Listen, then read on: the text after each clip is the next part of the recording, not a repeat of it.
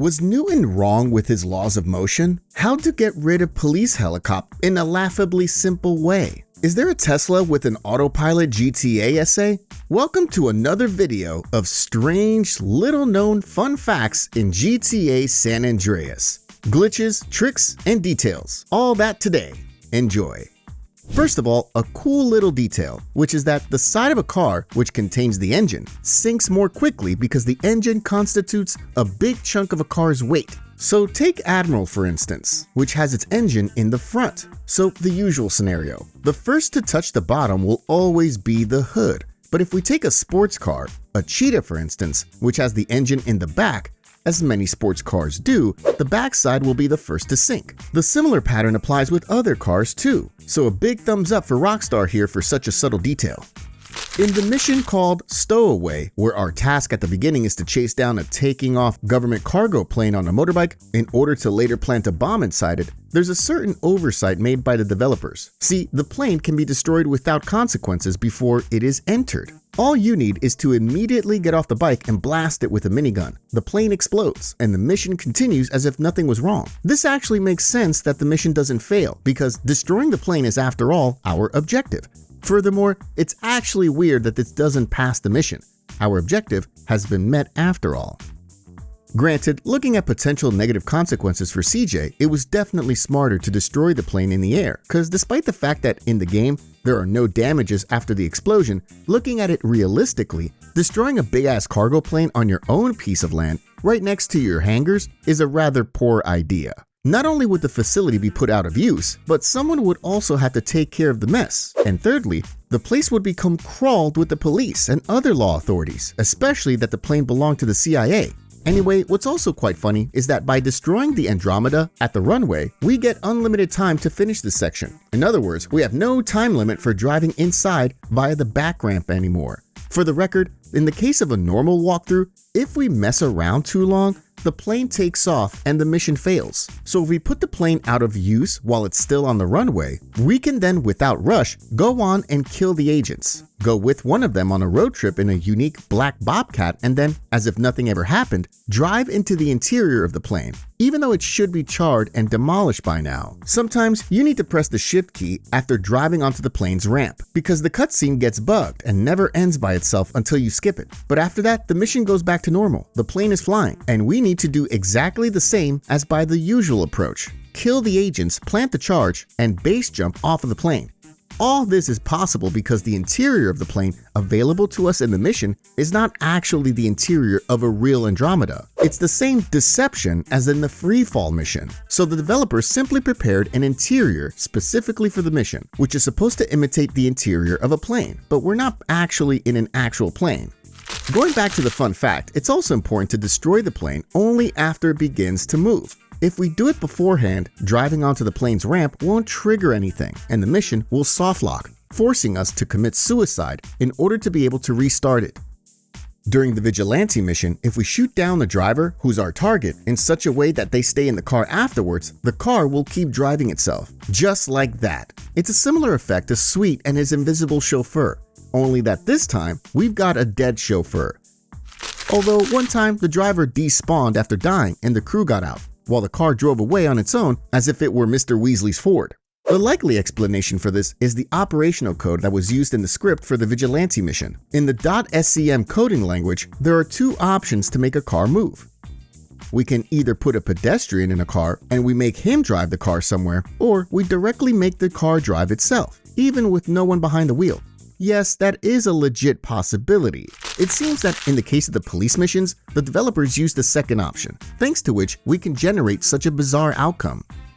While we have at least 3 stars of wanted level, a police helicopter appears above our heads. The thing that Rockstar polished to do with it is that if we drive into a tunnel, we lose the helicopter. It simply begins to fly away.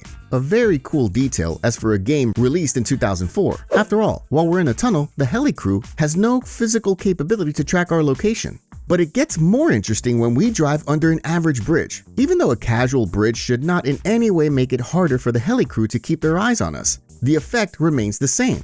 As soon as we go under the bridge, the heli pilot makes a run. Well, makes a fly for it as if they saw a ghost. But it gets even funnier when we simply go under some random little ceiling, like at CJ's garage in San Fierro. The heli guys freak out the same way and decide to flee immediately. See, it turns out that the developers, while programming this feature, decided to recycle something that they had already implemented: the no rain zones. You know, the thing that the definitive edition at first lacked. The function, thanks to which we do not have to experience such images. Most likely, manually determined zones around the entire map, in which the game should simply stop rendering rain. So in other words, various ceilings, tunnels, bridges, or sheds. As soon as the game registers that the player is located in a no rain zone, it disables the rain if it was there and orders all of the helicopters to make themselves scarce, which at first seems like a good idea, but it also often generates absurd situations. As an additional fun fact to that, it's worth mentioning that a helicopter behaves the same way during a sandstorm. That makes perfect sense because I imagine that visibility and steering during such conditions doesn't belong to the easiest of tasks. What's weird though is that helicopters seem to have no problem dealing with the usual thunderstorm, and it doesn't stop them from chasing CJ. Not very realistic, considering the wind, which accompanies a storm. Plus, the sole thunderstorm should pose a serious threat for such a helicopter. The dealers in the streets of Los Santos indeed sometimes engage in transactions with pedestrians. If we kill such a pet during such a deal, their body will never disappear. Normally, a killer pet, whether it's us who killed them or a car accident or they got shot or whatever, their body lies on the ground for several dozen seconds, after which it despawns. Same of course when we leave the area. In the case of a drug buyer though, they will remain there for ages until we of course reload the game. And I think that I have an idea as to what causes it. See, it seems that the drug transactions in GTA San Andreas are handled via an external script. In other words, it's not something hard-coded into the pet behavior routines, but it's something programmed separately and then plugged to the main function. For that reason, the separate script needs to save the dealer and the buyer to its memory. And that's how it also works with coding in a .scm file. There, if we spawn a pedestrian or a car, they won't ever disappear until we make them do so with the help of the appropriate opcode. That's why the external script taking care of the drug transactions, taking over the pedestrian to its memory, has to later delete it and return it to the main function, which would then take care of the despawning procedure. There's an opcode for that, so-called remove references. Where I'm going with this is that the creator of this particular external script seemingly forgot to do it in the case of the client. When it comes to the dealer, they will despawn as intended. So to summarize, it appears that someone forgot about one line of code, and thus such a weird anomaly. The third law of motion of Newton says, each action causes an equal counteraction. GTA San Andreas proves otherwise though. If we hit a lamppost with a car with a high velocity, so it breaks down, our car in the vast majority of cases looks untouched afterwards. And at that, we could turn a blind eye, but something at which one couldn't do that is what happens when we hit such a lamppost more lightly. It will then turn out that our car received damage, whether it's the bumper or the hood. It's not very consistent, and sometimes you get exceptions. But mostly, the case is exactly what I described a moment ago. In the mission, Puncture Wounds, we've got access to stingers, and that stinger is one crazy freak of nature. Well, of technology. A stinger is just a cover, because in reality, some dark arts of magic are going on there. First of all, in a tractor for instance, there's no way to pop the tires by the usual means, so for instance, by shooting at it with a gun. A stinger though? There you go. No problem with popping the tires. Unfortunately, that seems to be a unique case, because in the case of the monster trucks, the tank, or the dumper, the tires are still not to be damaged, even by a stinger. It gets better when one takes a closer look at the exact functioning of the stinger. And here, the developers pulled off a botch job. Take a look at a couple of clips.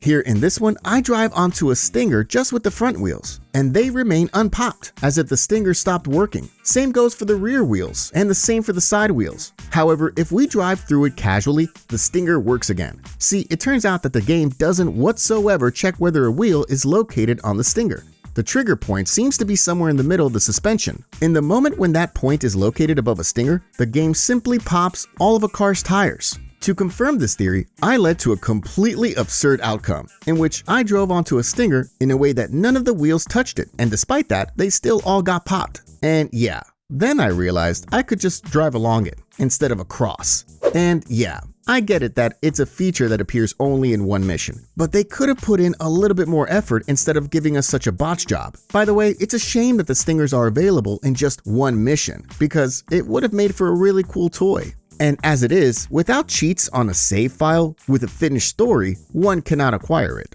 It would be cool as a tuning option or as a unique feature of some police vehicle. If you have anything to add in the subject of today's fun facts, feel free to drop your thoughts in a comment. Thanks for today. Thank you to the supporters and take care. See you soon.